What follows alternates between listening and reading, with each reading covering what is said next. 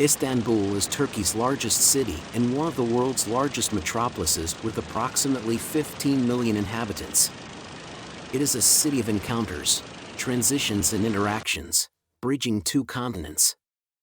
It has been a center of civilizations, cultures and international trade throughout its history that bequeath a multi-layered cultural heritage, serving as an inspiration for innovative design ideas and a rich source for traditional arts and crafts. 24 hours of heart-racing excitement. An amazing array of impressions await visitors in Istanbul. Istanbul is young, over 60% of its inhabitants are under 30. Between this hustle-bustle of the city lies the magnificent Dolmabahce Palace. Abdul Mesut commissioned imperial architects Nikogos and Garibed Bulyan to construct an Ottoman European palace that would impress everyone who set eyes on it. Traditional Ottoman palace architecture was eschewed. There are no pavilions here, and the palace turns its back to the splendid view rather than celebrating it.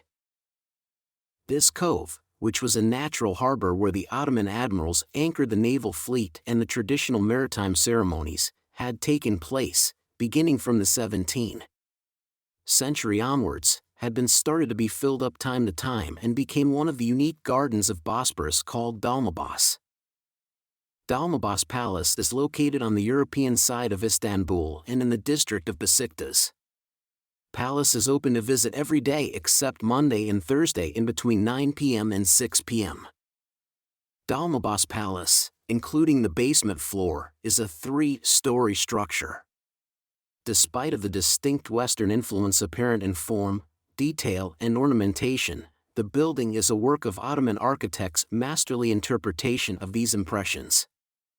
On the other hand, the plan arrangement is an adaptation of traditional Turkish house in grandeur scale, constructed with stone external walls, brick internal walls and timber floors. Being open to the technology of its period, the palace received its central heating and electrical systems during the years 1910 to 1912. In the palace there are 285 rooms, 46 halls, 6 hammams, Turkish baths, and 68 toilets. Maybian, where the Sultan carries out the state affairs, regarding its function and splendor, is the most prominent section of the building. Medhal, entrance, hall in the entry, the crystal stairs leading to upper floor, Sufra, ambassadors, hall, the guest room for the ambassadors and the red room where Sultan received the ambassadors are all decorated and furnished to emphasize the historical splendor of the empire.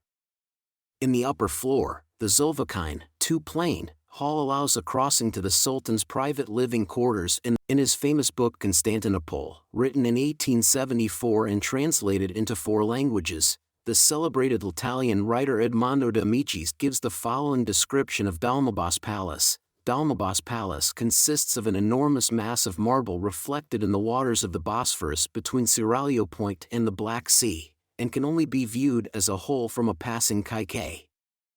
The facade, which is about half an Italian mile long and looks out towards Asia, can be seen from a great distance, standing out in brilliant white against the blue of the sea and the dark green of the hills behind. It is not a palace in the full meaning of the word, and displays a completely unique architectural approach consisting of an extraordinary mixture of Arab, Greek, Gothic, Turkish, Roman and Renaissance styles. Situated between Harem and Maybian, Muayyid, Celebration, Hall is the highest and the most magnificent section of Dolmabahce Palace. Over 2,000 square meters, with 56 columns, this hall is distinguished from other part of the palace with its 36 high dome and with a 4.5 tons British-made chandelier. The hall is heated by a central heating system blowing warm air from the foot of the columns, providing comfortable temperature even in coldest days. During the traditional Holy Days celebrations, the Golden Throne used to be brought into the hall and Sultan received notables and diplomatic corps on this throne. The galleries had been allotted to diplomatic staff, male and female guests, and to the palace orchestra. The main structure, that consists of 2 regular floors, 1 attic and 1 basement, is divided into 3 sections with separate functions.